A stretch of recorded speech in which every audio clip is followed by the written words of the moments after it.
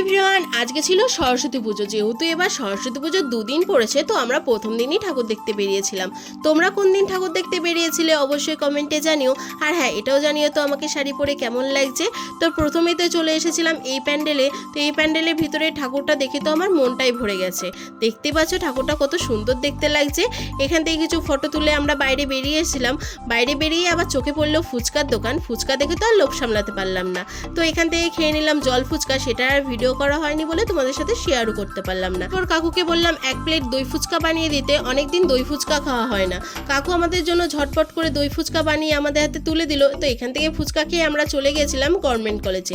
এটাই হলো কৃষ্ণনগরের গভর্নমেন্ট কলেজ। দেখতেই পাচ্ছ কত সুন্দরভাবে সাজিয়েছে বাইরেটা, ভেতরটাও খুব সুন্দরভাবে সাজিয়েছিল আর ঠাকুরটাও খুব ভালো হয়েছিল। আজকের মতন ভিডিওটা এই পর্যন্তই। দেখা হচ্ছে নেক্সট ভিডিওতে। নেক্সট ভিডিও দেখার জন্য তাড়াতাড়ি আমার চ্যানেলকে সাবস্ক্রাইব করো। তো আজকের মতন বাই।